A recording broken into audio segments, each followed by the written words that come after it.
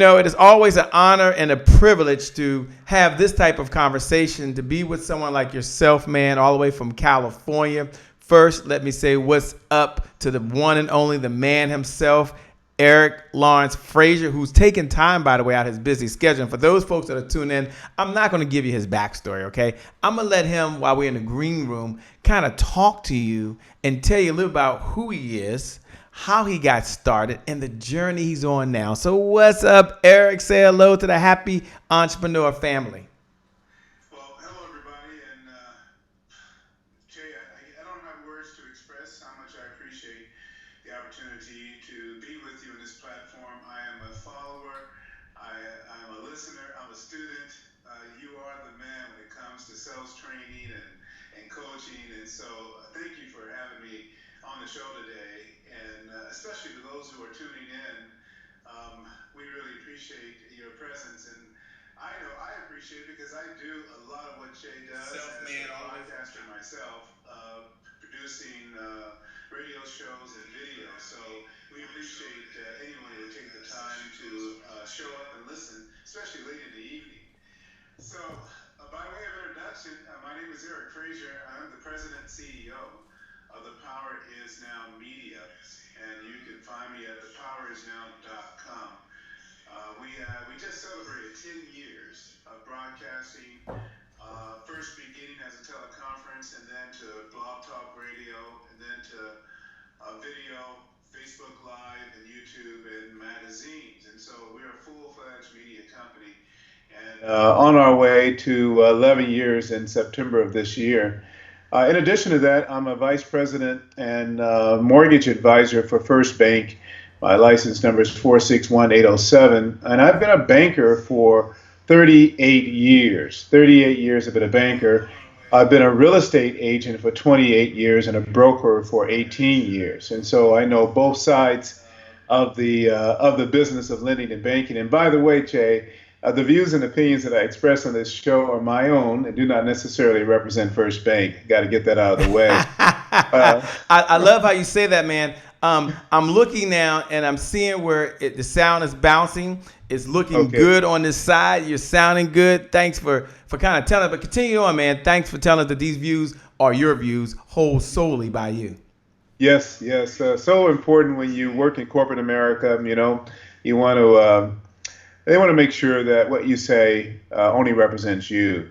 So as I was mentioning, 38 years in banking, that's a long time, and I love what I do. I'm very passionate. But my greatest accomplishment in life, second to none, is getting married at the tender age of 19, celebrating 38 years of marriage as of the 19th of December of last year. And together, my wife and I, Ruby Lee Gordon Frazier, my Nubian queen, as we brought into this world 4 incredible daughters, man. My 3 oldest daughters have MBAs. My youngest has her undergrad degree, and they're all involved in real estate in some way.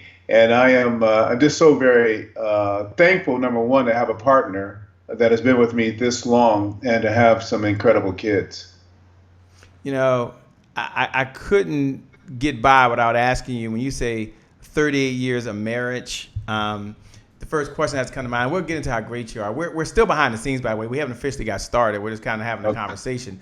But the question has to come up, which is, how do you stay married for 38 years? Like, what's the secret? I know this has nothing to do with what you're going to talk about tonight, but acquiring minds want to know, man, what's the secret to being married 38 years? I just celebrated 1-year anniversary, and boy, it was a blast. Give us that. Just tell us, what's the secret, man? I got to know. Well, the truth of the matter is, there are really no secrets. It's something that we all know intuitively. In fact, I believe that, the Bible says the law of God is written in our hearts, So we know instinctively, what is right and what is wrong. We know when we are being difficult and prideful, or when we're being humble.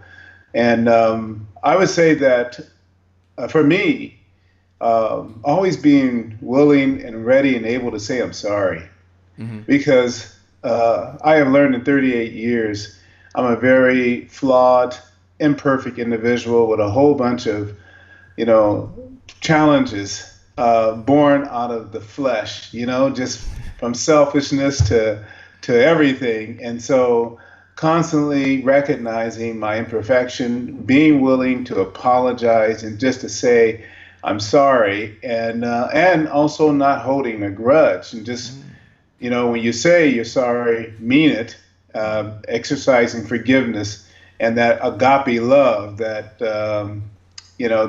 he has for us. And so we got to have it one for another. And honestly, I'd say that agape love is probably the foundation of it all, because we truly don't ever want to fall out of love with our Creator. We want Him to love us and provide for us and take care of us. And I think that the same goes in our relationships with our spouses. And we want to do everything we can to stay in love, and that means to forgive and to recognize each other's weaknesses, and to realize that love is a decision, man. It is just a decision. It's not based on anything other than a decision in spite of everything, no matter what, to love and to be there for each other. Wow. Well, first let me say congratulations, man. 38 years of marriage is just amazing. I know that wasn't the topic, but thanks for sharing your secret. For those folks that are out there like Marie Thorpe and Alyssa Mitchell and Margaret Hughes and my man Evan coming in all the way. What's up, Evan? It's been a while. Alinda Reese, who's here watching right now. I want to thank you. Before we get started, I got to kick the show off, man. We got to get going just a moment. But they're curious, man. What you going to be talking about this evening? Like, what can they expect from this particular episode? I know that you do media. I got it. It's been 10 years with Power Media now. But what can they expect from you to learn this evening or this morning or whatever time it is for those folks that are listening to the podcast right now, for those folks that are watching live right now, and so many others that are watching on Roku or Amazon TV or Apple TV right now? What can they expect, my man? Because we're going to kick this thing up right now. What can they expect from you? Talk to me.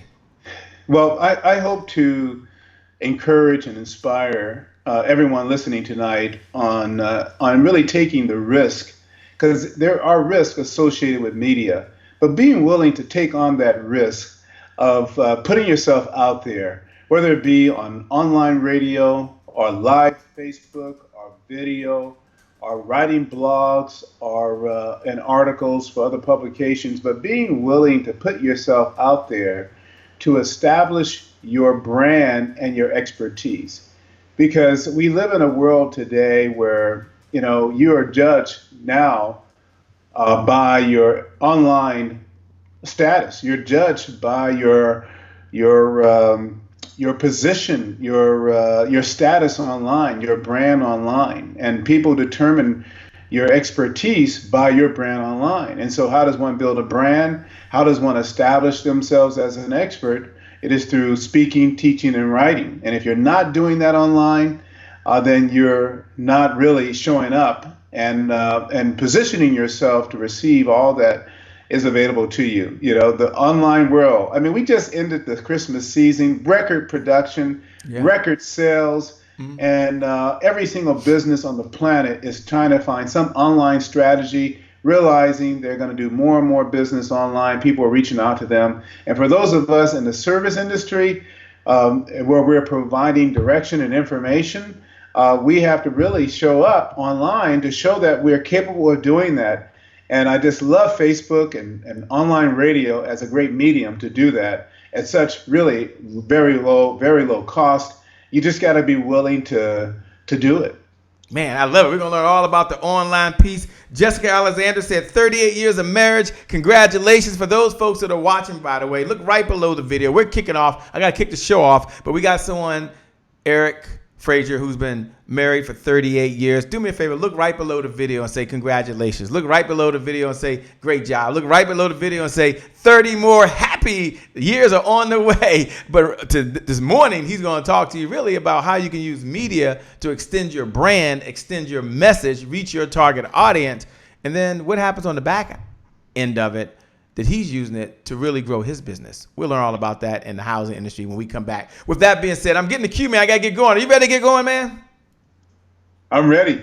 All right. Well, Marie Thorpe says congratulations, by the way. Lena Thomas says congratulations. Look, before we go, I did congratulate you on 38 years of marriage.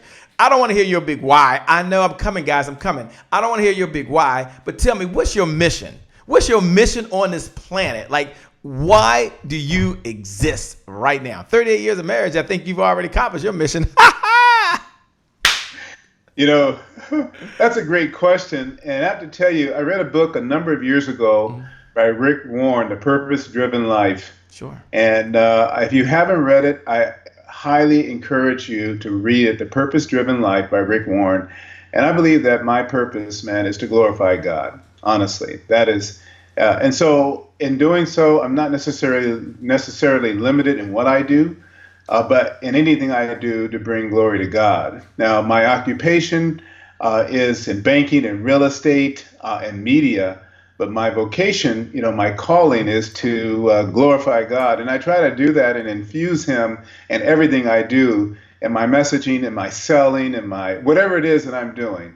I just want to give Him all the glory and the praise.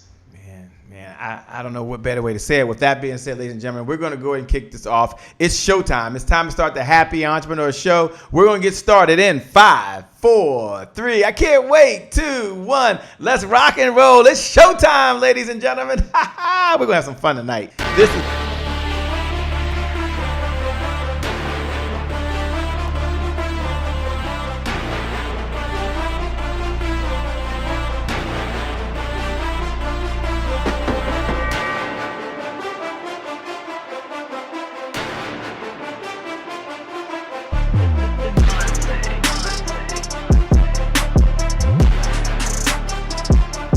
promise I made to my mom. I only did this message for one person, and that's my mom. This is for you, Mom. Love you. My name is Shay Brown, the Happy Entrepreneur. Make it a great day, everyone. Thank you. Thank you. Thank you. All right, Shay Brown. Mic check, mic check. All I do is win, no matter what. Got money on my mind, I can never get enough. And every time I step up in the building, everybody hands go up. Yes. Yeah. And they stay there, and they stay there, and they stay there. Cause all I do is win. Well, it's a great day. My name is Shay Brown, the Happy Entrepreneur, and welcome to the Happy Entrepreneur Show, the #1 business development and revenue-focused late-night show in the country where we're on a mission. And our mission is to empower. Our mission is to inspire. And our mission is to provide you, the entrepreneur, with the resources. Yeah, those resources that are necessary to execute that big vision you have for yourself, how you want to live, the clothes you want to wear, the type of health care that you want, the food you want to eat. Eric can help you with those resources. Or some of you have a vision for your loved ones. These are the ones you care the most about. The kids, the schools you want to send them to, the house that you want to live in, the fancy restaurant with all the white tablecloth stuff, right? Or many of you have a vision for the people you were called to serve.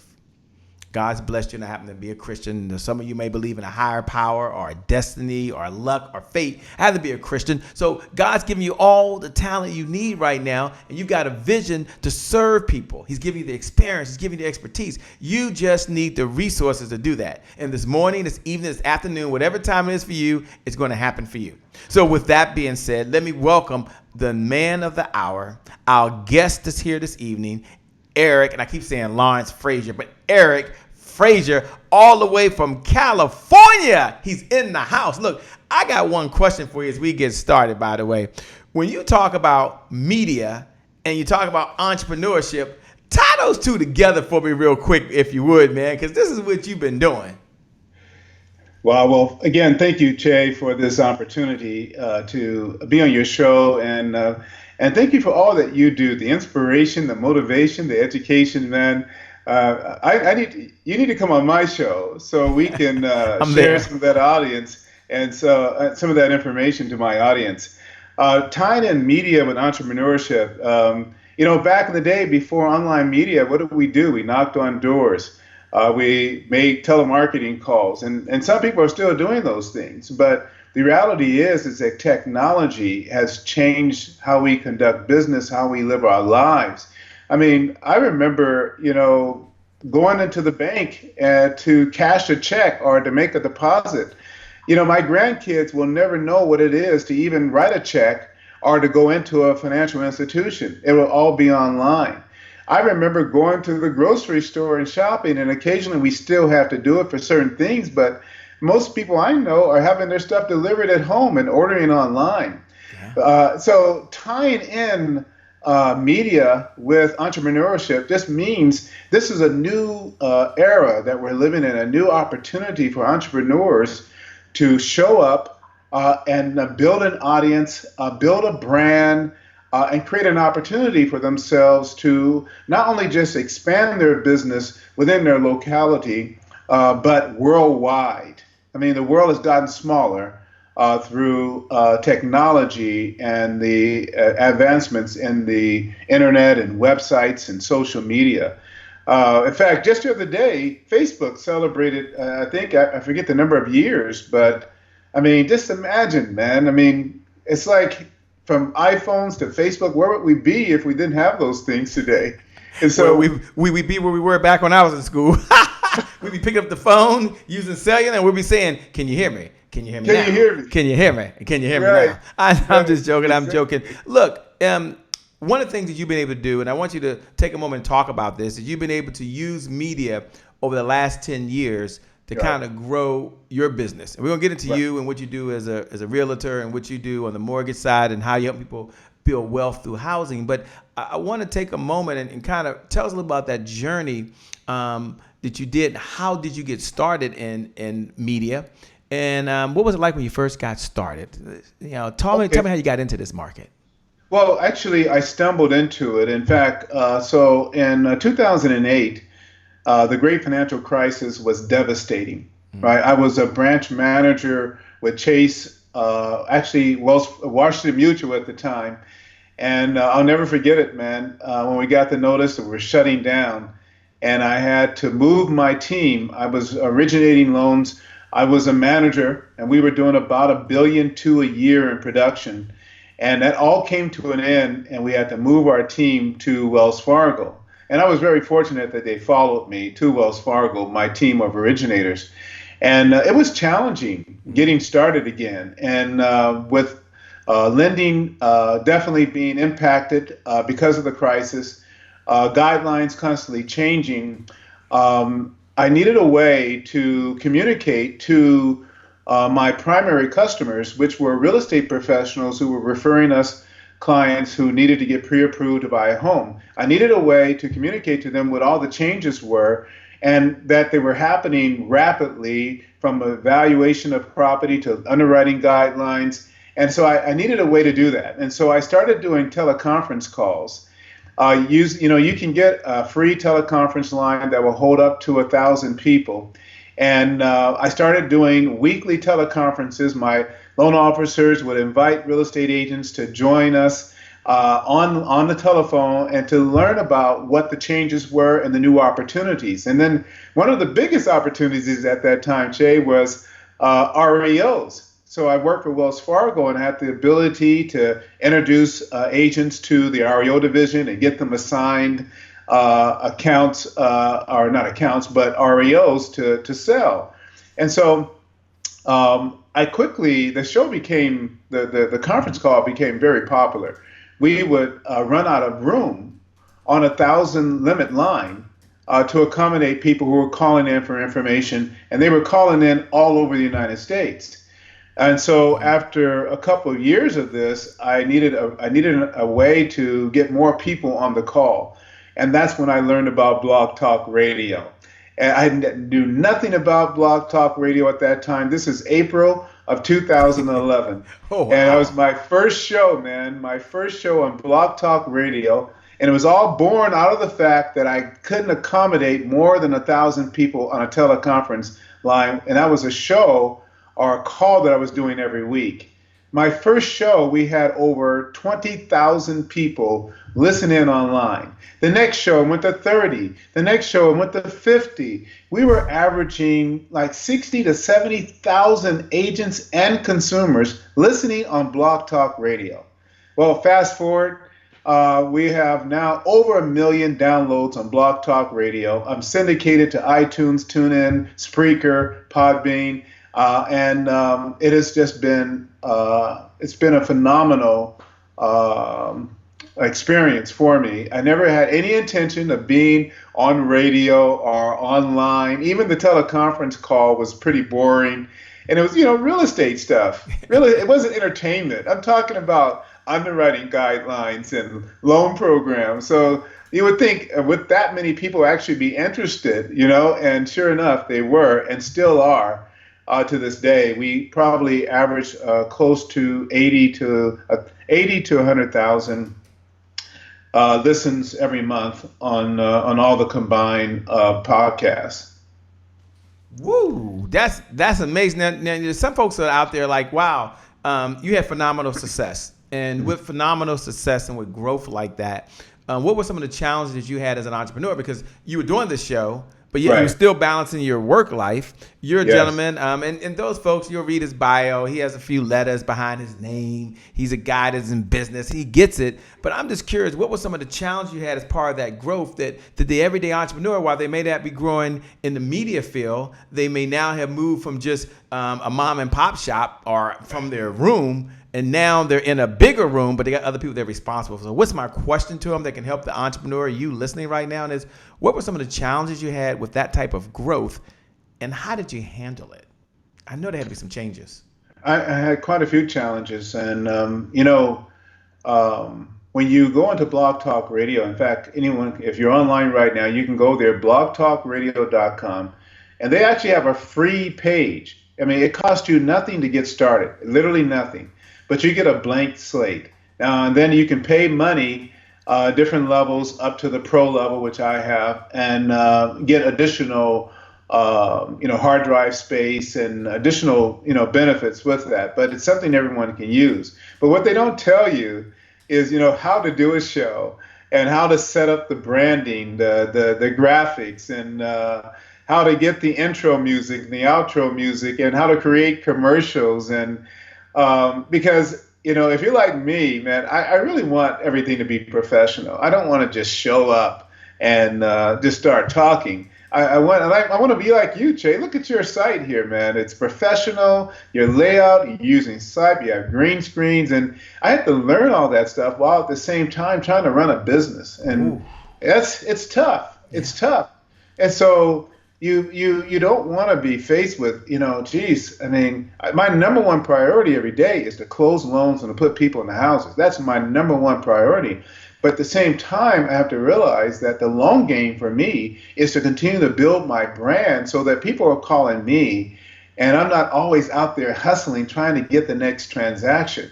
And so you have to just be on two parallels where you're balancing your time and your finances, making the investment so that what you do online really represents you well. And at the same time, making the investment that you need to have to continue in your efforts and activities to make the money to pay to show up in the most professional way you possibly can.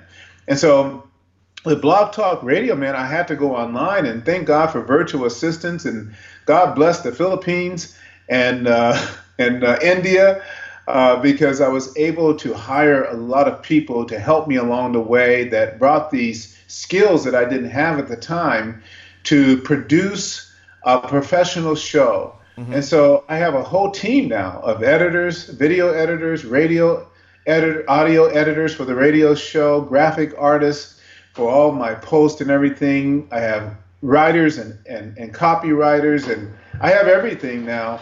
And but it didn't happen overnight. It took, taking baby steps and building it one day at a time, one step at a time. Wow, taking those baby steps, doing it one step at a time. The reason I wanted you to hear that, what's up, Dr. Sonia Stripling? She's watching right now from Atlanta. Appreciate her. Tony Moore up in Philadelphia. Thanks for joining. Linda Reese, it's always a pleasure. What's up, Charlotte Epps Stoyer? She's out there in California with you as well right now. For those folks that are tuning in, we're here with the one and only Eric Frazier himself. And he's talking about the challenges, but he's also talking about how he used media to actually grow his business or stay in contact with his existing clients. And the message that we're going to get to is using the power of media, but then also talk to him a little about homes. When we come back in just a little less than 2 minutes, when we come back, Eric's going to give us at least one idea. Maybe I'm going to ask him for two. don't worry, he may give us a bonus 3 ideas on something you can do to break through the mindset shift of growing. Because some people are like, oh my gosh, if I'm not ready, I don't want to do something and I fail. So how do you break that? And then secondly, how do you bring on the right team? Like, what was one of the things he did in order to make sure he was hiring the right people? Doesn't matter where they're from. How did he do that? You don't want to miss that. Right now, we're going to go down to Raleigh, North Carolina. And we're going down to Raleigh, North Carolina. We'll be talking to the one and only Dr. Kenneth Thigpen. And one of the things Dr. Kenneth Thigpen talks about is trust the process. What's up, Katisha Pettis? Trust the process. We'll be back in just a moment. Take it away, Dr. Kenneth Thigpen. Hello, it's your girl, Dr. Kenneth Thigpen, also known as Dr. K, founder of Rise Women's Network. And Rise Women's Network is pleased to present to you hashtag Next Sister Up. I'm with you in the Happy Entrepreneurs Tribe, and today is my January 1st. Here's your thought of the week.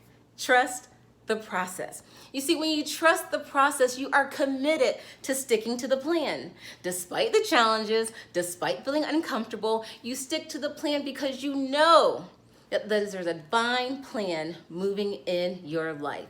You see, typically what happens is we want to take a shortcut in life. We want to take a shortcut in our business. We want to skip a few steps. You know, we like being up, but we don't like the feeling of being down. So keep these 3 things in mind as you're going through life and as you're going through business. 1, embrace the unknown. I get it. Unknown, the uncertainty, it doesn't feel good. It's oftentimes scary, but get ready to make space for all that is about to unfold in your life. Next, you want to be in the moment. Yes, it's one thing to have a vision and to visualize where you want to be. It's one thing to start at the end so you know where you're going, but it's important that you come back to the present, to the moment, so that you can take action and embrace and experience all that life has in store for you. And third, you want to believe in yourself. Yes, anything is possible if you just believe. And when you believe in yourself, it influences your success. And so I challenge you this week to not only trust the process, but enjoy the process. It's your girl, Dr. K. Make it a great day.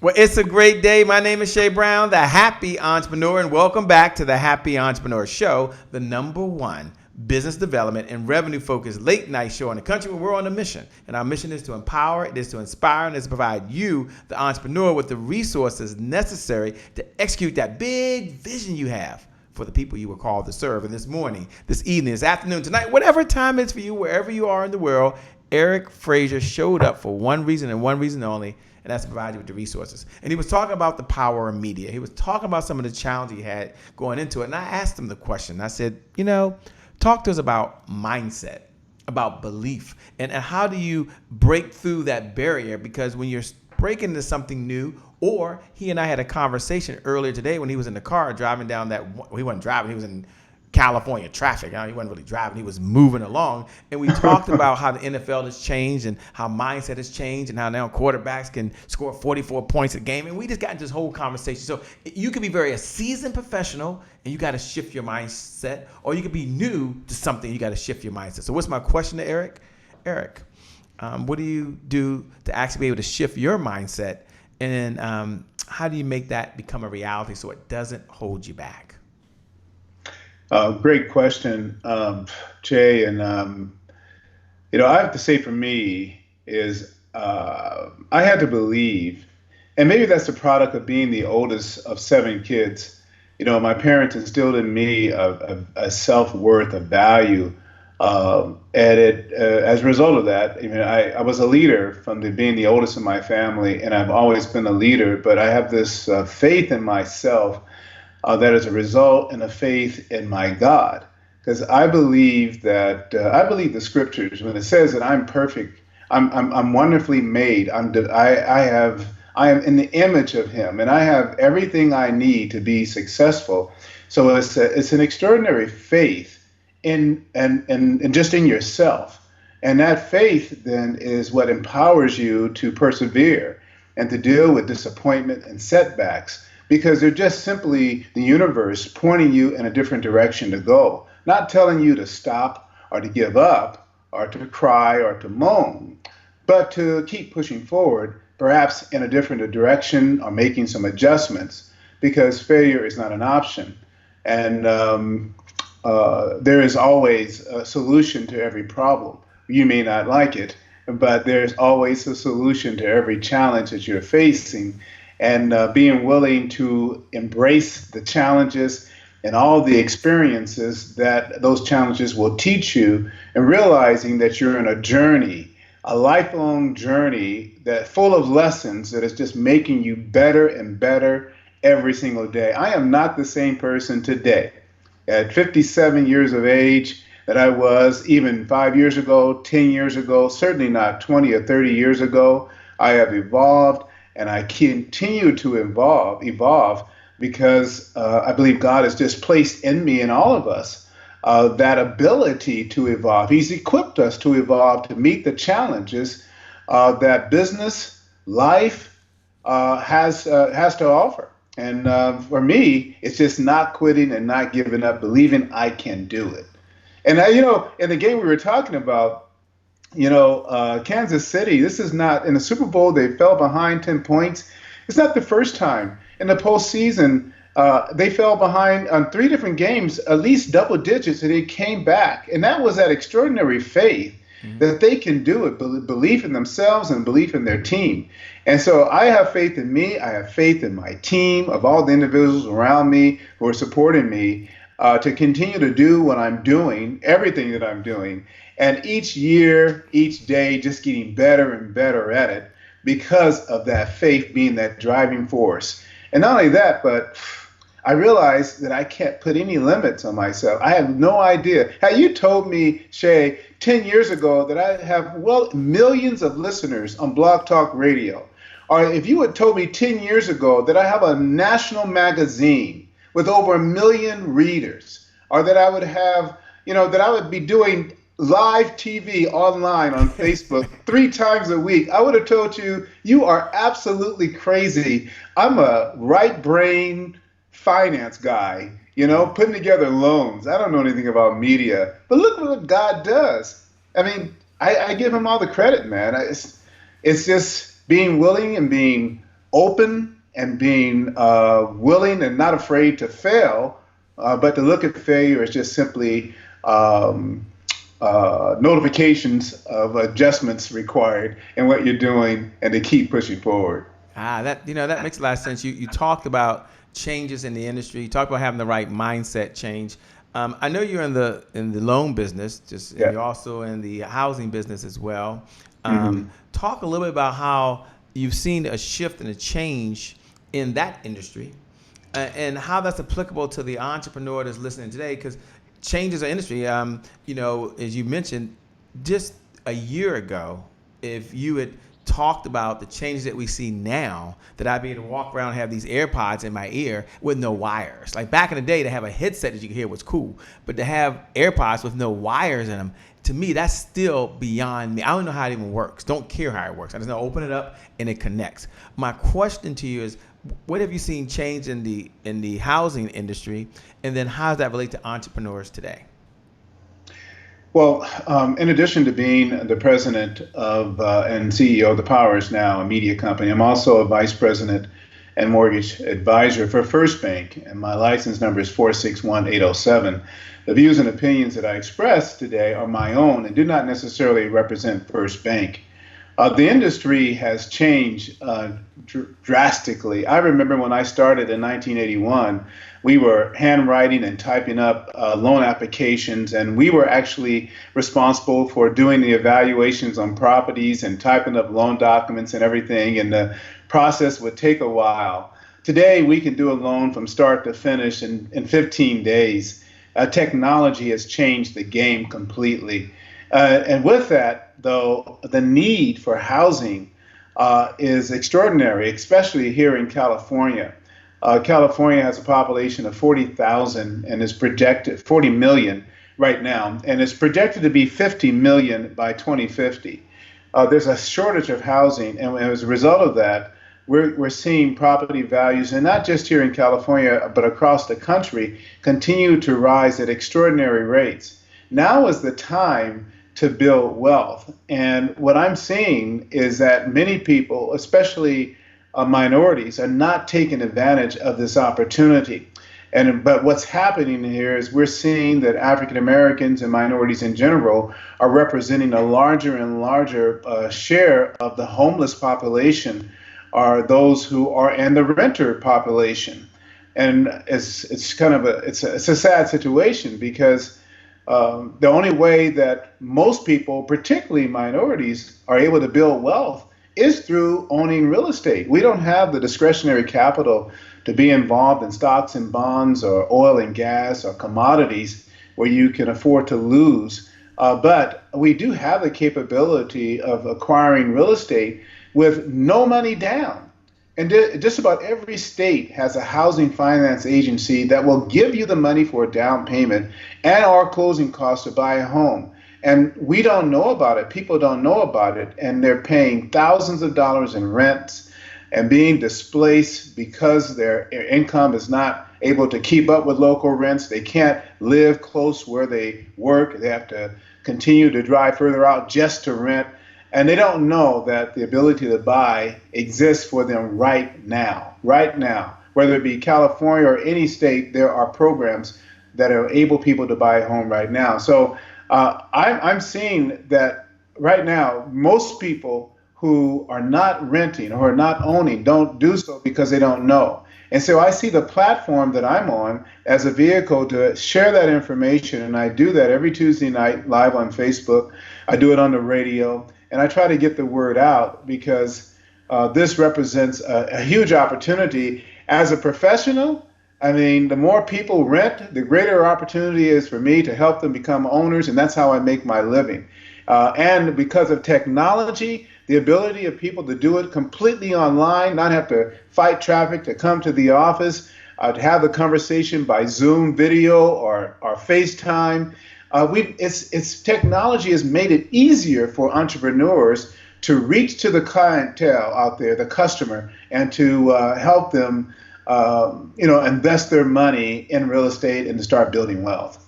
Wow. When we come back, we're going to ask Eric Frazier how you get yourself ready as an entrepreneur to purchase additional properties and some of the challenges as an entrepreneur for those folks out there. And some of you are work full-time jobs and you also are a full-time entrepreneur.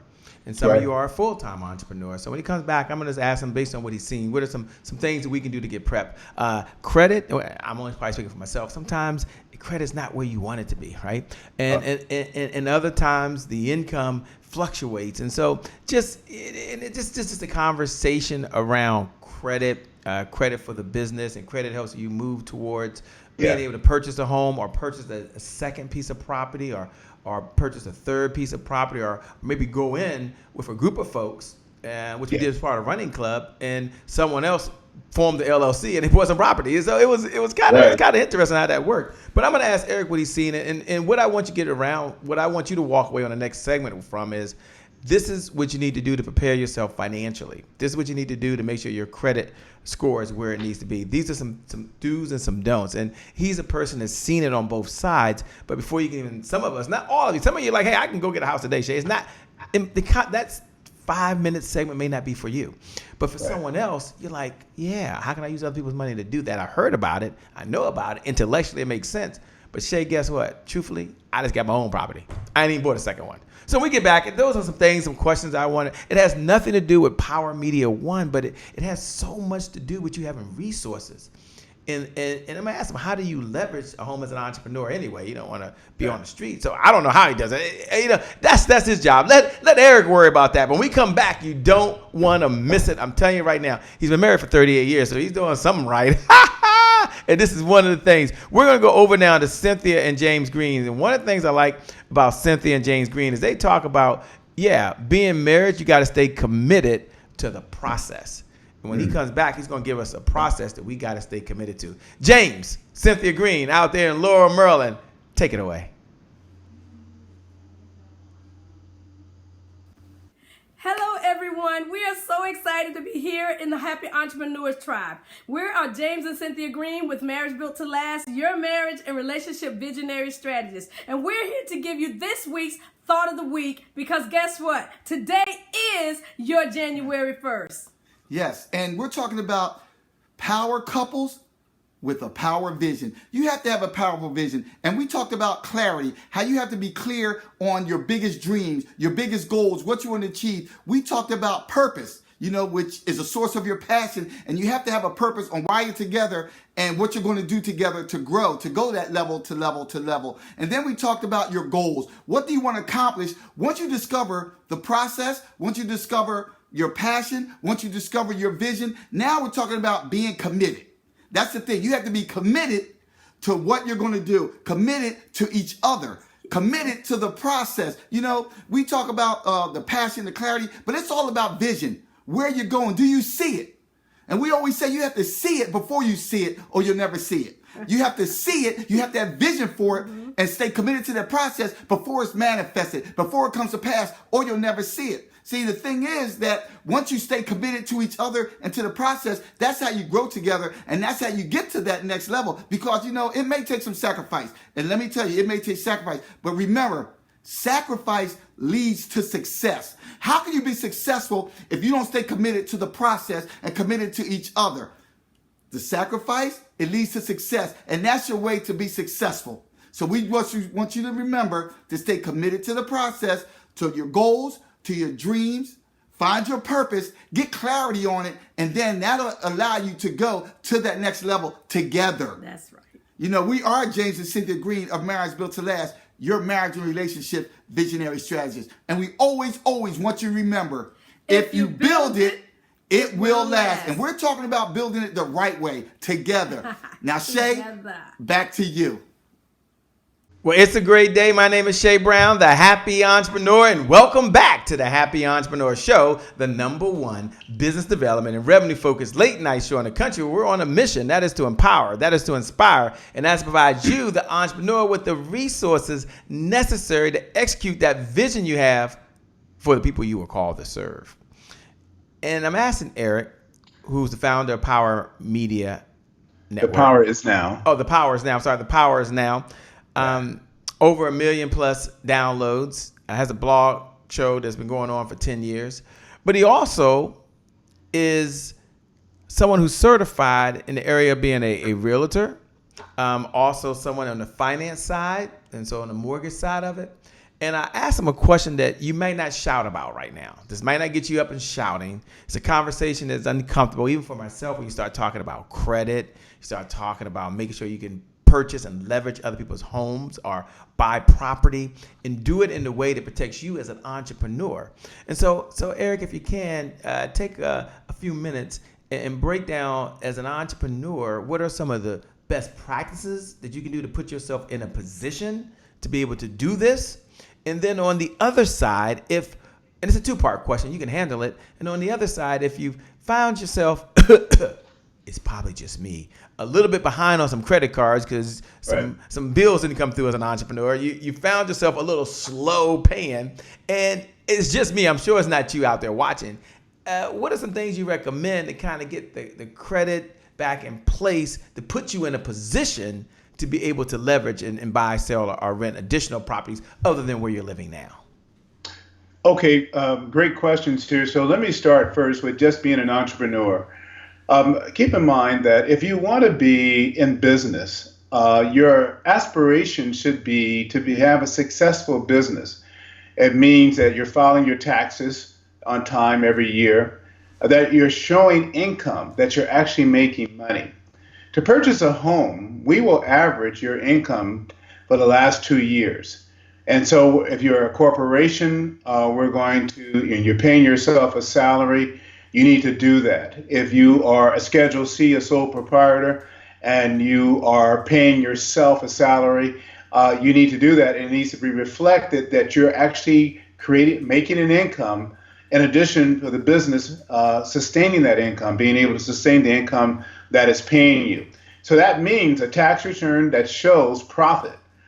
So if you make $50,000 net profit in 2018 and and $30,000 in 2017. That's 80,000. We're going to average your income for that business of over 2 years. That would be $40,000 a year. Divide that by 12. That's going to be your income. We're going to add back depreciation if you have any depreciation expenses. And of course, if there are certain expenses that are paid by the business and we can document that, that could also be bracketed in terms of a debt to calculate a debt ratio. But I can't emphasize enough, Shay, that self-employed people must file their tax returns and they have to handle their accounting correctly. I strongly recommend that you get a bookkeeper, if not a bookkeeper, a CPA, so that you can keep monthly P&Ls, year-to-date P&Ls, know exactly where you stand.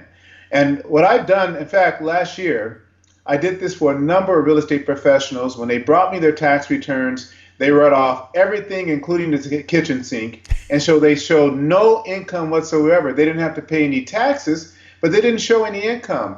And I said, you need to make a decision. Either you want to buy a house or you don't want to pay taxes. Because if you want to buy a house, you're going to pay taxes. So if you're going to pay taxes and really report all the income, that means you need to get used to paying quarterly taxes so that you don't have a big tax bill at the end of the year and you can show that income and be able to buy a house. Now, there are programs out there, we don't offer it as a bank, that will give you a loan based on your bank statements averaged over the last 24 years or 24 months. But you're going to pay almost twice the rate that will be available to a person who can provide proof of their income through their tax returns. And you're going to be required to put at least 20 to 25% down, as opposed to a person who files their tax returns and shows the income. They don't have to put any money down to buy a home. And so there are great rewards in just managing the finances so that you can, and your taxes, so that you can report all your income, file tax returns that show that you make enough money to buy a home. So that's the number one thing as an entrepreneur. Now, I have people also who are employees or have employers, and they hurt themselves from being able to qualify for a home by writing off non-reimbursed employee expenses. It's called the 2106. And so, they made $100,000, but they have unreimbursed employee expenses of $25,000, $2,000 a month. I've seen that. On top of that, they started an Amway business or multi-level business, and they made no income, but showed a loss of another $20,000. And we have to hit them with those losses, which completely reduces their income and makes it difficult for them to qualify for a mortgage. And so be careful whether you are employed and you're writing off unreimbursed employee expenses, or you're self-employed and you're writing off everything, including the kitchen sink. You need to sit down with a professional like myself and let us show you exactly what you need to make based on your expenses to qualify for a home in your market area. And then trying to work backwards and know exactly how much money you need to gross so that you can net the amount you need to net to qualify to buy a home. In regard to credit, or should I stop there? If there are any questions, Shay, on what I just said? No, you're selling along right away. Again, it's one of those topics that's not talked about often, but you're giving us exactly what we need to put ourselves in a position to strengthen our wealth and to build a financial foundation that provides us with a legacy, not for the next generation, but that transcends generation. That means it goes from your generation to the next generation to the next generation. That's Absolutely. what Eric's talking about. It's no longer just about you. It's about your children's children, how you can put things in place that's going to help them. Take it away, Eric. Absolutely. So the other thing is in regard to credit. I do not buy the hype that you need to go out and get into credit card debt to establish credit. You do not need to finance a car to establish credit. Let me tell you, your credit is your cell phone bill. Your credit is your landline phone bill. Your credit is your utility bill with the electric company, the gas company. Your credit is your cable bill. That's credit. And none of that shows up on your credit report. Do not buy into the hype that you need to go get a credit card in order to buy a home. It is simply not true. There are many lenders that will allow you to buy a home using government financing with little as 3.5% down to buy a home without having a lot of credit card debt. But if you should have credit card debt, you want to limit your debt to what you can pay off. The purpose of credit is to be a convenience for cash. But unfortunately, many people use credit as a supplement to their income. And this is why they get one credit card, they run it up, and then they go get another one, they run that up, and you get another one, they run that up. And that run up is basically a supplement to the income they don't have to meet the lifestyle that they've established for themselves. And so their lifestyle is based on credit and not based on their income. And so as a result of that, one day they have 20 cards. I have one client that had 30 credit cards, over $75,000 in credit card debt, and not a single thing to show for it. They don't own a house. They don't even own their car. They don't own anything. Their net worth is negative $75,000. And credit was not designed for us to use that way, especially credit card debt. The other thing, too, is financing vehicles. The last thing you want to do is finance a car or to lease a car. You should be paying cash for your cars. And if you cannot pay cash for your car, then you want to limit your financing to 12 months. I had one person tell me, Shay, that, Eric, if I tried to finance a car for 12 months, my payment is going to be too high. No. You're paying too much for a car. But see, that's how we think. We make our decisions based on payment, not on what we can afford to pay in cash. And as a result, we are, especially minorities, we are consumers to the nth degree. We carry way too much credit card debt. And as a result, it ends up impacting our credit. So everybody starts off with a perfect credit score or a zero score, which is the best score because you show you have no debt. And then they get some credit cards and they get up to 700, 800, but they'll see their score start to decline as their balances rise to their limit. So if you do have credit card debt, number one thing you need to do is start paying off your credit card every single month. Do not charge a single dime more than what you have in the bank to pay it off. Number two, if you must let it ride, do not carry debt to more than 30% of your credit limit. So if you have a credit limit of $5,000, and the most you should charge is $1,500, and then you shouldn't charge that if you don't have the money in the bank to pay it off. Now, good credit is considered $799 to $799 to actually $700. $700 to $799 is considered good credit, and then $800 to $850 is considered great credit. $850 is the highest score you can have. But the good news is that you can have scores in the low 500s. I'm talking like 580 to 620 and qualify for an FHA loan. 580 FICO score, you can buy a house with only 3.5% down.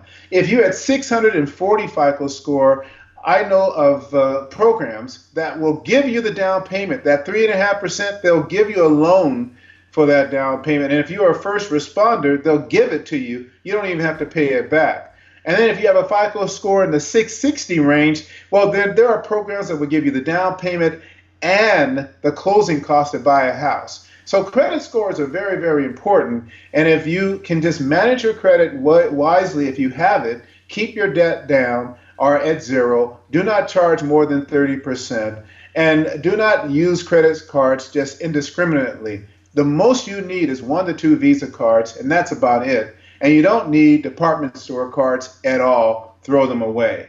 Now, if you have the credit, the next thing you know, and you have the income, your taxes are straight, you're making money, is to buy a house. And if you are a first-time home buyer, I highly recommend that you consider buying a 4-unit property before you even think about buying a single-family home. Many people don't know that you can buy a 4-unit property with only 3.5% down. So out here in California, a 4-unit property in my area is going to cost you around $600,000 to $700,000. So think about that. That's $600,000. That's about $21,000 down. $21,000 down. Now you have closing costs. It's going to run another 3%, so that's another $18,000 in closing costs. Well, when you're buying income property, it's far easier to get seller help to cover your closing costs. And so I know agents that will help you negotiate the right deal where the seller will cover all your closing costs. So now all you're faced with is just a down payment of 3.5%. Now, if you can do this, the rent from the other 3 units is what's going to help you qualify. You may think, how can I qualify for a $600,000 or a $700,000 or $800,000 4-unit apartment building? We add the income from the other 3 units to your income, and that's how you qualify. And not only do you qualify, but once you get in, the income from those other 3 units is enough not only to pay the mortgage, but to put even an extra $200 to $300, maybe $500 in your pocket. And so you go from being a renter to a homeowner and an investor at the same time. And imagine being able now to literally bank what you were paying in rent. This is a strategy for first-time home buyers, and this is also a strategy for empty nesters. You got the big house now, you're wondering what to do, you got all that equity. Now it's time to start downsizing, but instead of buying that condo where you still have a mortgage payment to pay, buy a 4-unit building and let 3 other people make your payments, right? And stay there for a year and then do it again. And then stay there for another year and then do it again. In 5 to 7 years, you could have 12 units generating somewhere between $25,000 to $30,000 a month in gross income and become financially independent. So knowledge is power, man, and the power is now. Buying income property, dealing with your credit, handling your finances and your taxes. These are the things that I do. I consult and advise every day, Shay, as a mortgage professional. And we're making a difference. We're putting more and more people into homes every day. I got this one success story. Can I tell you this one story? Sure, go right ahead. African-American woman, 4 kids, first-time home buyer, buying in Oakland, California, actually Richmond, California. She came to me looking to buy her house, and she's divorced with kids, and she wanted to have really a partner to help her buy a home, but she realized she didn't want to pay rent anymore. She was paying about $2,500 a month in rent, living out there in Hercules, California, Northern California. Well, I talked to her about buying a 4-unit property, and she didn't even realize it was even possible for her to buy a 4-unit property. And then when she started to do some research on her own, she realized that properties in her area were selling for $700,000 and $800,000. She said, "How am I going to buy an $800,000 4-unit property on a $90,000 a year salary?" I said, "You can do it." And so, make a long story short, this is 3 years ago. She purchased this property, 3.5% down, about $28,000. She got the money from her 401k, Jay. She got it from her 401k. The seller covered all of her closing costs, so all she needed was the down payment. Now, there's another requirement, and that is reserves. You need to show you have 3 months of the payments in the bank. She was able to do that with the money she had saved in her 401k. So she's in, right? Her payment was about $5,500 a month, and each unit at the time was paying $2,000 a month. So she moves into this property. She no longer is paying rent of $2,500. Her mortgage is completely covered by the $6,000 she has in rent coming in, plus she has an extra $500,000 in cash. Fast forward 3 years, the property just recently appraised for $1.4 million. Her rents are now $2,500 a month on each property. That's $7,500 a month. We had refinanced her a year later after she got into the property. Her payment is now under $5,000. Wow. And now she's cash positive by following your strategies. She's been cash positive from day one. Absolutely. Now she has close to $3,000 in monthly cash flow. And now she's getting pre-approved to be able to do it again. When she moves out of that house, she's going to rent her unit out for at least, she has the largest unit. She'll be able to rent that unit for $3,000. That'll take her cash flow on that one building to almost over $5,000 a month. And she's going to move into another 4-unit building, again, not having a mortgage payment at all, and just run that play again. I tell you, it's a missed opportunity. I hardly see minorities owning 4-unit buildings at all, or even knowing that they can do it. And I'm absolutely committed to helping people to do that. You can do this. I'm licensed in 44 states. I can do this anywhere. I just need a person who is willing to live in an apartment they own. I had one client tell me, I don't want to buy an apartment. I've been living in apartments all my life. I said, but you own this apartment. What are you talking about? And someone else is paying the mortgage. Look, when we come back, I'm gonna talk to Eric about, and I know he's in overtime. He's staying a little longer. He's in overtime right I'm now. good, But man. I want him to talk about how today is your January 1st. As you're listening to this right now, you might be thinking, "Gosh, is this possible? Can I start over? Can I do over? Is this even possible?" It's possible. You just talked about one person that did it, but here's the good news: if someone else has done it, so can you. If someone else has done it, so can you. We're going to go over to Rob House. He's over in Lower Maryland. He's talking about be present where you are. Just be present. But when we come back, I'm going to say, Eric, today is your January 1st. If you're watching right now, you know that today is your January 1st. You get to start over. Today is your January 1st. You're going to get your finances in order. Today is your January 1st. You're going to double your wealth, whatever your wealth is. Today is your January 1st. That this is your year. This is your month. This is your time. Look right below the video. And just write these words. Whatever it is that you're saying, it's my time. Right. Today is my January 1st. Because it's your time. We'll be back in just a moment. Hey guys, All right. me and Daddy are here. All right, I'm doing a video. I got a question. No, it's not a question. This is a video where I'm telling people something. I'm telling them that today is their January 1st. Today is your January 1st, Happy Entrepreneurs Tribe, because today is the only day you got. Because tomorrow's not promised and yesterday is gone. So the reason why today being your January 1st is significant because it keeps you from procrastination. Procrastination is the destroyer of dreams. Yeah, it's the destroyer. It's the killer of dreams. So, take action. Be present where you're present. That's the real gift. Be present where you are present. That is the real gift. Today is your January 1st. Say today. Today. Say today is your January 1st. Today is January 1st. Say it loud. Today is January 1st. That's it. Don't forget it. Well, it's a great day. My name is Shay Brown, the Happy Entrepreneur, and welcome back to the Happy Entrepreneur Show, the #1 business development and revenue-focused late-night show in the country. We're on a mission to empower, to inspire, and to provide you with the resources you need necessary to execute that big vision you have for the people you were called to serve. And Eric Lawrence Frazier is here right now to deliver that message to help you create that wealth.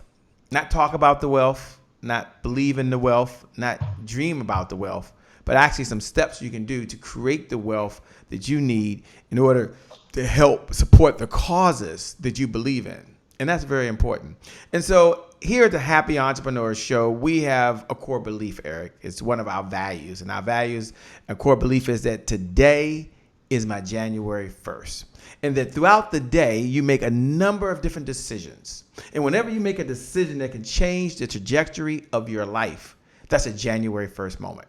You either decide that you're going to eat lunch every day at a restaurant, or you bring your lunch into the office. You decide you're going to go to the gym, or you sit at home on the couch. You decide you're going to eat healthy foods, or you eat a hamburger and french fries. See, anytime you make a decision, that's your January 1st. Here's my question to you. When you hear those words, today is my January 1st. And for those folks that are writing, today is my January 1st right now, what goes through your mind? What resonates with you as you hear those words? And then second, behind that, what was your January 1st moment that you decided I'm going to help entrepreneurs or professionals or everyday people really use housing or use home ownership as a way to create wealth?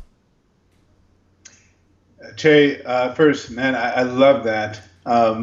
My January 1st, and I try to help people and express, my thoughts through poetry. Yeah. I believe that, we all like rap and we like poems and spoken word, and I write poetry. But for me, my January 1st is to stop the negative talk. Stop the negative talk. Always talking about what you need and what you don't have. When we have everything we need to be successful, And I wrote a poem about I don't have, and I would love to share it. No, let's hear it. Let's hear it, With man. I my want to hear January it. 1st. All right, this is entitled I Don't Have. I don't have is the refrain of a song we sing when we don't know what to do. I don't have the money, not a single dime. I don't have the wind to spend, just no time. I don't have the knowledge, I didn't finish college. I don't have the skills, and I'm not good at making deals. I don't have the resources, can't get help from my sources. I don't have the courage, and I don't want to be discouraged. I don't have the motivation, inspiration, and truthfully, the inclination. I just have my song, I don't have. The song I sing when I don't know what to do. I need a new song, a song about victory and abundance, a song about triumph over defeat, a song about prosperity over poverty, a song about hope and not despair, a song about faith and not fear, a song about confidence and assurance, a song about what I can do and not what I can't do, a song about what I have and not what I don't have. I can sing that song. I can sing it loud. I can internalize that song. I can make that song my anthem. I can sing. I can do all things through Christ who strengthens me. I can sing. I can do all things through Christ that strengthens me. That's my new song. I will sing that song when I'm faced with incredible odds to fail. I will sing that song when I'm faced with opportunities to succeed. I will sing that song when faced with life challenges. I will sing that song when fear comes into my mind. I will sing that song when doubt comes into my mind. I will sing that song when roadblocks are put in my way. I will sing that song when I don't have what I need. I will sing that song when I don't get cooperation from others. I will sing that song when I'm denied access to opportunity. I can do all things through Christ who strengthens me. That's my song.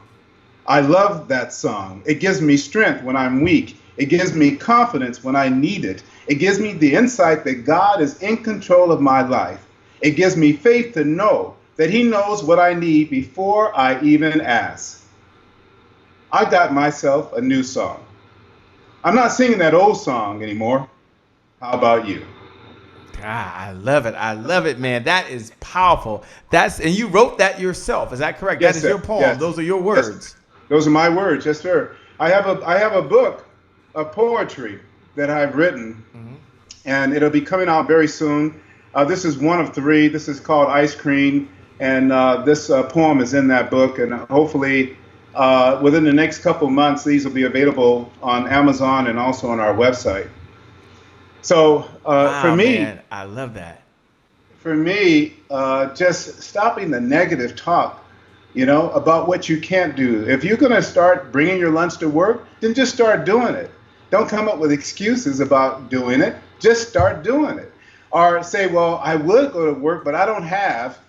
I would bring my lunch to work, but I don't have. Or I would, buy a car cash or a used car, but I don't have. We come up with excuses time after time, and excuses just simply reflect your lack of commitment to the task at hand. That's all an excuse is. I like that. Say that one more time. Excuse represents what? Your lack of commitment to show up to the task, to carry out the task. It's just a lack of commitment, exposing you for not really being committed to the task or the goal or the project before you. That's all an excuse is. I love it, man. For folks that want to connect with you, Eric, what's the best way for them to connect? Those folks that are watching right now, they're listening, saying, you know what? I like the message. 2, I want to stay in the conversation. 3, he's someone that I may want to bring out. He's a speaker. He comes out. He does, as you can see, these type of interviews as well. So he might be someone you want to invite to come speak to your organization. So how can they best connect with you? Well, first, go to thepowerisnow.com and become a member for free so you can receive notifications of our shows. We are live every other Tuesday night, right on our business page, The Power Is Now on Facebook. And then we conduct seminars online as well, and also, up and down the state of California, and I'll go anywhere. You can find those seminars at buyhomeseminars.com, buyhomeseminars.com, and then The Power Is Now. My email address is eric.frazier@thepowerisnow.com, and it's ERIC. Frazier is FRAZIER at thepowerisnow.com.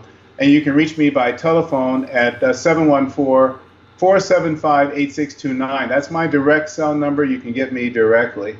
And I would love to engage you.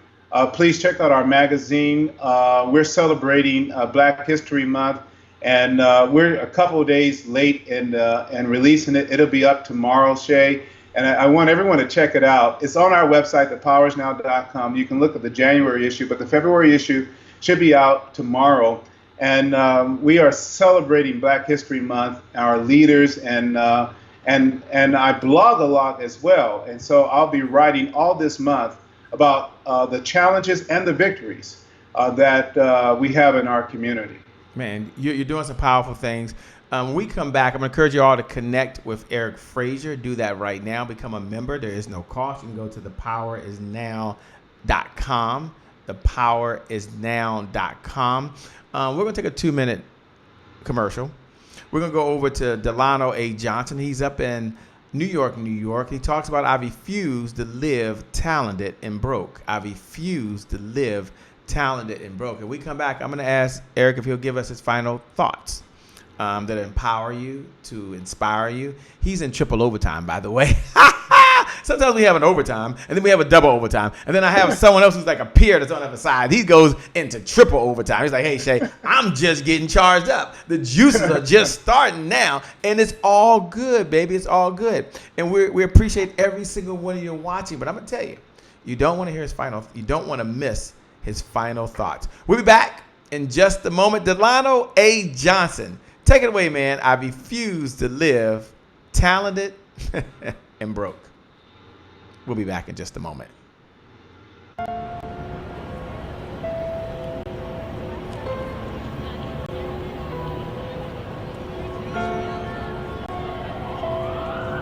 live in a city where there are more creative people per square mile than any other place on the planet. Question is, how many of them are successful? How many are just like I was, talented and broke? Being broke is more than just not having money. It's failure to turn opportunities into profitable businesses and relationships that last. My mother always said, people perish for lack of knowledge. A compass takes you in the direction of your destiny, but knowledge of obstacles and distractions will ensure you arrive safely. My mentor once said to me, if I had half your talent, I'd have 4 times my wealth. Since then, I made a promise to God. If he would help me unlock my earning potential, I would pay it forward and help others do the same. That's why I wrote this book, because God made us too talented to live our lives broke. That includes you.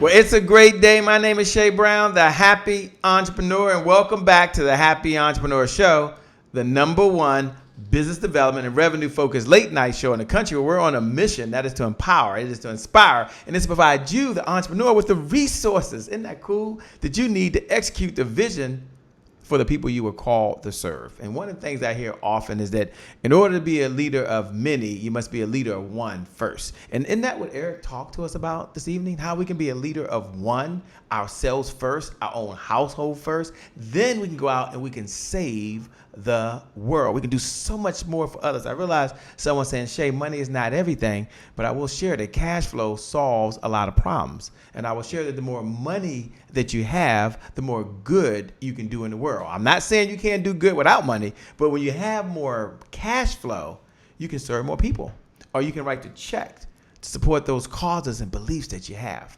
And so he's sharing how to do that by using housing as one of the mechanisms to drive wealth.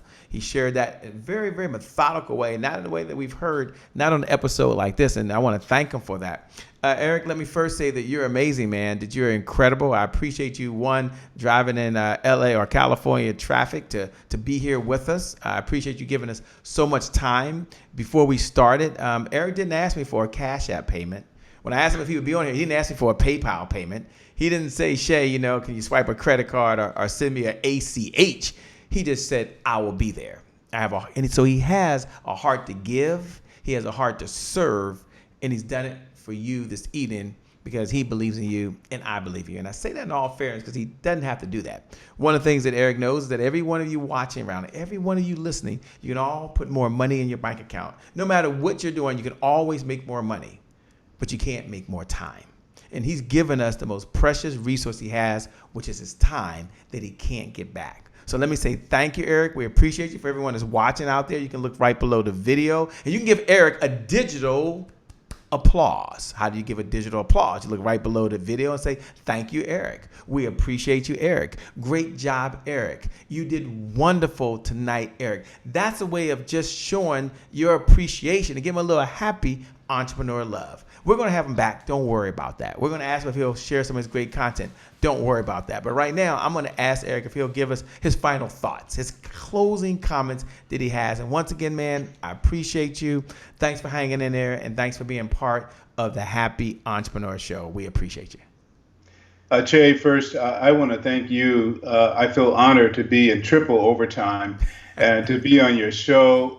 You are a leader in our community. I've watched you for many years here. You and Trevor do an incredible job, and I appreciate the leadership you're showing for us who are in business and the opportunities you give us all to learn and to grow both online. Thank you. I sincerely mean it. It's truly an honor for me and to be on the show, and I can't wait to get my team on sharing this show on all of my platforms as well today and having you on my show. You mentioned about housing, and I want to speak in my final comments, Shay. I'm not sure how much time you're going to give me, but in speaking, I want to speak to two groups, and that is just you may not be an entrepreneur, or you may be an entrepreneur. It doesn't really matter what your status is like. One thing you need to be for sure is a homeowner. Because anyone who is renting right now, they are on a trajectory to homelessness. I was looking at the national stats for the housing market, and we've gone through several recessions, inflation, deflation, crashes and booms, and then crashes and booms. Behind every boom, there's a crash. We've seen real estate values go up and down, up and down. But the overall trend is that you cannot buy a property today for what you could have bought one 5 years ago. I looked at the history here in California, and I don't care where you look, from the low ends of San Bernardino, California, to the high cost areas in San Francisco. 5 years ago, those properties, over the last 5 years, those properties at a minimum have doubled. And we know that no one's income has doubled over the last 5 years. And we're going to see that trend continue because God is not making any more land. And in fact, if you're living in a coastal city, we're losing land through erosion. And so with the lack of construction and new affordable construction being built, homeownership is just going to become even more challenging. And you do not want to be locked out of homeownership and then at the whims of a landlord who may decide to sell and you're homeless or to raise your rent and you can't afford it. So I can't emphasize how important it is to become a homeowner. And I would be honored if your listeners would reach out to me, no cost to you at all, to get just some counseling, some advice, some direction. I can help you not only become a homeowner, but also become an investor. And I have a special poem that I would like to read, Shay, about homeownership. And I believe that it will resonate with everyone. Sure. And then my final comment, since I'll be in triple overtime, is to speak to the entrepreneur, because we've all had feelings of giving up, and I want to talk to that for a moment. This poem is entitled Homeownership, and this is in my second book of poetry entitled The Barbershop. And this is a number of poems in this. And again, this will be out in a couple of months on Amazon.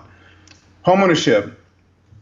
Homeownership brings stability to individuals and families who have never had a dwelling place that they could call their own. There's something special about real estate that is unlike anything on earth you can possess. Real estate you own is not like a car that will decay over time and you have to replace it. Real estate you own is not like the clothes that you buy and go out of style and you have to buy new ones. Real estate you own is not like expensive vacations or experiences that only last a moment in time. Real estate you own is not like an apartment where the landlord increases the rent until it's unaffordable. Real estate you own is not like staying at your parents' house where you know you can't stay forever. Homeownership is the beginning of wealth, wealth that increases over time, becomes your estate and legacy. Homeownership is the pride of a mother nurturer, the kitchen her domain. Homeownership is the pride of a father, provider and protector of his territory and family. Homeownership is the foundation of permanence and a place where life happens, birthdays are celebrated, and deaths are mourned. Homeownership is a place where you build memories, memories that can never be taken from you, etched in walls and concrete, experienced in rooms and floors, and living in trees and shrubs planted by your hand. Homeownership is a manifestation of you, your style, your colors, your smell, your stuff, your junk, your memories, your yard, your spaces, your life. It is the height markers on your first child's bedroom wall. It is the hearts drawn in the concrete slabs when you poured your patio floor. It is the birthday parties and anniversaries in the living room and kitchen. It is the backyard barbecues with friends, neighbors, and family connections. It is the high school and college graduations and the wedding receptions. It is the family nights and block parties and the fellowship of family connections. Homeownership. It's more than real estate, land, brick and mortar, wood frame, construction, and chicken wire. It's more than the money saved, the gifts and grants received. It's more than the debt you incur to buy it. It's more than the payments you make to own it. It's more than the appreciation that comes with keeping it over time. It's memories, it's family, and it's life that can happen in one place that you own until you say, it's time to move. Homeownership. Powerful. Thank you. Powerful. Yeah, my pleasure. My pleasure. Lastly, I would be lying. I would be disingenuous. That's a better word to say it. If I hadn't thought about quitting as a mortgage banker, as a real estate broker, as a media professional. We all go through these periods where, our flesh is weak, but our spirit is willing. But we want to give up and we want to quit. And I wrote this poem about that, I was feeling that way in December of last year. And I had my January 1st on January 1st in writing I Don't Have and Stop Making Excuses. But I also wrote about quitting. And quitting is so sinister, man. Just thinking about quitting just robs you of energy and robs you of life. And so this is my final message to our audience. And again, I really appreciate everyone for listening. Quit. Quit and you die. Not a physical death, but an aspirational death. It's an emotional and spiritual death. Quit becomes who you are. Quit becomes your song and mantra. Quit becomes your mindset and belief system. Quit becomes the goal for every project you never achieve. Quit becomes every destination you never arrive. Quit becomes every commitment you always break. Quit becomes every promise you fail to keep. Quit becomes every marriage that ends in divorce because you quit. You quit in your mind. You quit in your dreams. You quit in your hope. You quit in your voice. You quit in your posture. You quit in your face. You quit is written all over you. You smell like quit. You talk like quit. You act like quit because you quit is who you are. Don't quit. Your purpose is not to quit and to explain why, but to tell how you overcame. Your purpose is not to quit, but to push on because quit is not who you are. There is no quit when there are no excuses. There is no quit when there is a plan. There is no quit when there is commitment. There is no quit when there is honor. There is no quit when there is humility. There is no quit when there is a willingness to adapt. There is no quit when there is a willingness to adjust. There is no quit when there is a duty to succeed. There is no quit when there are obligations to keep. There is no quit when failure is not an option. There is no quit when you are too busy being relentless in the pursuit. There is no quit when you are too dedicated to think about an alternative. There is no quit, because that is not who you are. Who are you? Created in the image of God, wonderfully made and divinely equipped with gifts and talents and abilities that only God could endow. God does not do quit. He creates and sustains and never fails because he never quits being God. Be the man or the woman you were created to be, and don't quit.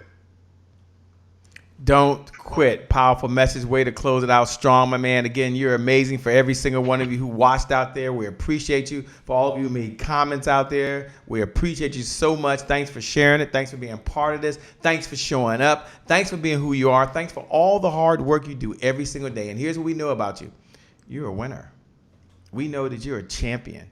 And we know that you got so much greatness inside you. And most importantly, I know that the best is still yet to come for you. The best is yet to come. The best is yet to come. Why is that? Because today is your January 1st. You can get your credit right. Today is your January 1st. You can build wealth. Today is your January 1st. You can secure wealth for those that come. Today is your January 1st. With that being said, look below the video as we close out and just write, today is my January 1st. With that being said, for those folks that just tuned in for the very first time and want to know who in the LL Cool J is talking, that's me. My name is Shay Brown, the Happy Entrepreneur. I want you to make it a great day, everyone. And I promise you from the bottom of my heart, we'll make some good things happen. We connect again next time. God bless, and we wish you success. Eric, thanks a lot, man. I'll see you soon. We'll see all y'all soon, man. Y'all rock. Talk to you later. Thank you. Bye-bye for now. We're out of here, man. Isn't that great?